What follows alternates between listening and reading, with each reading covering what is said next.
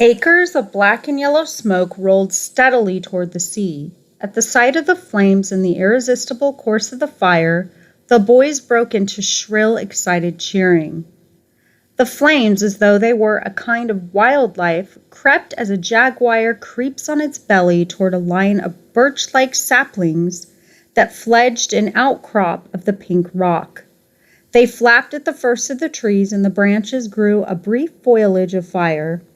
The heart of flame leapt nimbly across the gap between the trees, and then went swinging and flaring along the whole row of them.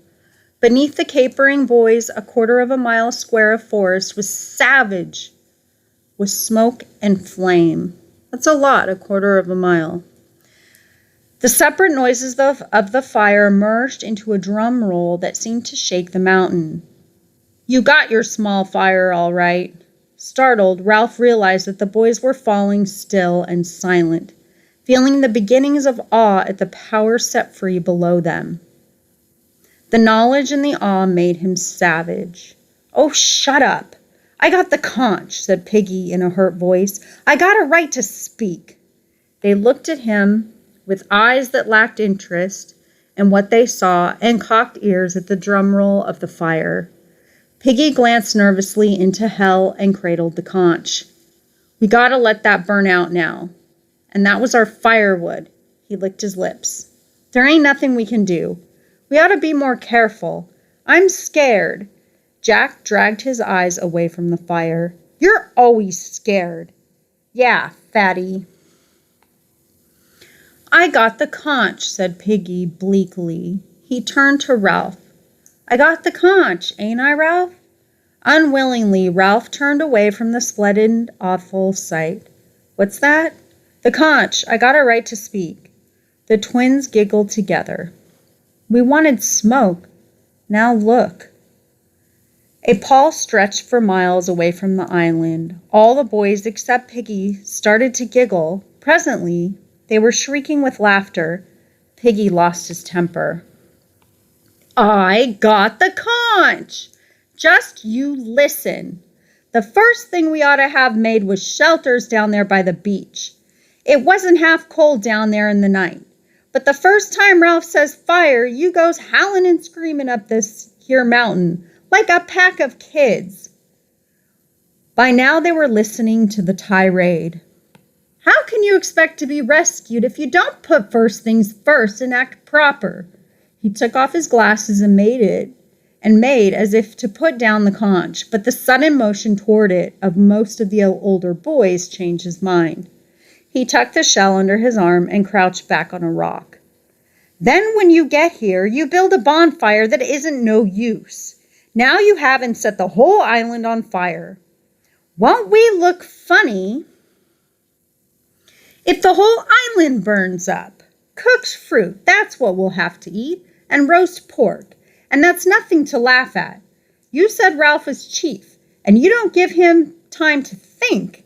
Then when he says something, you rush off like... He paused for breath, and the fire growled at them. "And that's not all. Them kids, the little uns. Who took any notice of them? Who knows how many we got?" Ralph took a sudden step forward. "I told you to. I told you to get the list of names." "How could I?" cried Piggy indignantly. "All by myself? They waited for 2 minutes. Then they fell in the sea. They went into the forest. They just scattered everywhere. How was I to know which was which?" Ralph licked pale lips. "Then you don't know how many of us there ought to be?" "How could I, with them little uns running around like insects?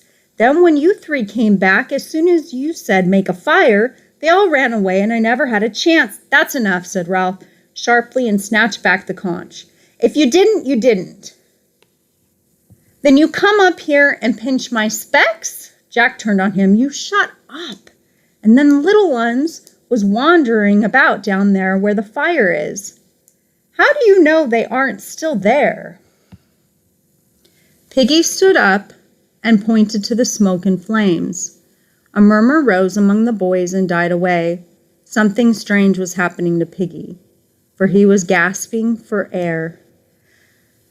"That little un, gasped Piggy. Him, with the mark on his face. I don't see him. Where is he now? The crowd was as silent as death.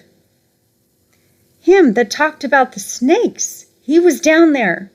A tree exploded in the fire like a bomb. Tall swathes of creepers rose for a moment into view, agonized, and went down again. The little boys screamed at them. Snakes! Snakes! Look at the snakes! In the west and unheated, the sun lay only an inch or two above the sea. Their faces were lit redly from beneath. Piggy fell against a rock and clutched it with both hands. That little one that had a mark on his face, where is he? Now, where is he now? I tell you, I don't see him. The boys looked at each other fearfully, unbelieving. Where is he now? Ralph muttered to the reply as if in shame. Perhaps he went back to the beneath them on the unfriendly side of the mountain. The drum roll continued.